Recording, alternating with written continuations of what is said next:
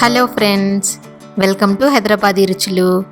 ఈరోజు మనం తెలంగాణ స్పెషల్ పచ్చి పులుసు తయారు చేయడం చూద్దాం. మామూలుగా చాలామందికి తెలిసే ఉంటుంది, కాకపోతే ఒక్కొక్కరు ఒక్కో రకంగా తయారు చేస్తారు. అంటే అంటారు కదా, ఇంటికో రకంగా అని, అలా ఇంటికో రకంగా తయారు చేసుకుంటారు. ఈరోజు నా స్టైల్లో పచ్చి పులుసు తయారు చేయడం చూద్దాము.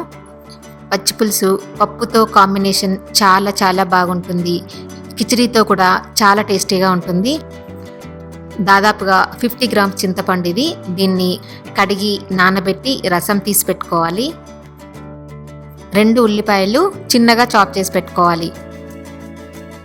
4-5 పచ్చిమిర్చిని ఇలా మనం పుల్కాలు చేసుకుంటాం కదా, దాని మీద కాల్చుకోవాలి. చిన్నప్పుడైతే నిప్పుల మీద కాల్చేవాళ్ళు, ఇప్పుడు మనకి నిప్పులు దొరకవు కదా. పచ్చిమిర్చి మంట మీద కాల్చుకొని వేసుకుంటే పచ్చి పులుసు చాలా టేస్టీగా ఉంటుంది. మంట మీద అటు ఇటు తిప్పుకుంటూ కాల్చుకోవాలి. ఇదిగో కాలినట్టుగా తెలుస్తుంది కదా పచ్చిమిర్చి. ఇప్పుడు ఈ పచ్చిమిర్చిని ఇందులో వేసి మెత్తగా దంచుకుందాము. వీటితో పాటు 1 టీ స్పూన్ లేదా మన టేస్ట్ని బట్టి సాల్ట్ వేసుకొని దంచుకోవాలి. మామూలుగా చాలామంది పచ్చిమిర్చిని చేతులతో నలుపుకొని వేసుకుంటారు, నేను దంచుకుంటున్నాను. ఈ పచ్చిమిర్చి కారంతో పాటు కొంచెం కొత్తిమీర కూడా వేసుకొని దంచుకుంటే బాగుంటుంది.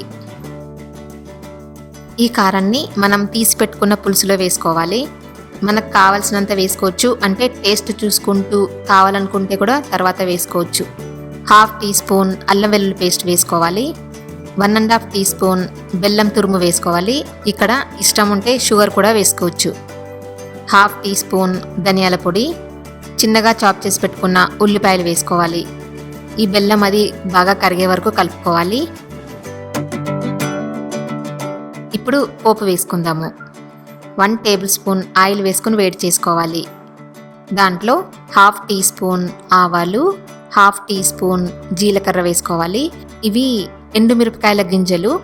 పచ్చిపులుసులో ఇవి కంపల్సరీ వేస్తారు. నేను 1/2 టీ స్పూన్ వేసుకున్నాను. 2 ఎండుమిర్చిని ముక్కలు చేసుకొని వేసుకోవాలి.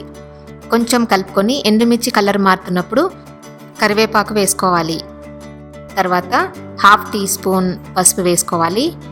బాగా కలుపుకొని ఈ పోపుని మనం తయారు చేసి పెట్టుకున్న పులుసులో వేసుకోవాలి. వేసుకుని వెంటనే ఆవిరిపోకుండా మూత పెట్టుకోవాలి. 2 నిమిషాల తర్వాత మూత తీద్దాము. అంతే, టేస్టీ టేస్టీ పచ్చి పులుసు రెడీ అయిపోయింది. ఇది తెలంగాణ స్పెషల్. 5 అంటే 5 నిమిషాల్లో ఈజీగా ప్రిపేర్ చేసుకోవచ్చు. ఫ్రై కర్రీస్తో పచ్చి పులుసు కాంబినేషన్ చాలా బాగుంటుంది. నాన్ వెజ్ ఫ్రైస్కి అయితే ఇంకా బాగుంటుంది. మీరు కూడా ట్రై చేసి చెప్తారు కదా.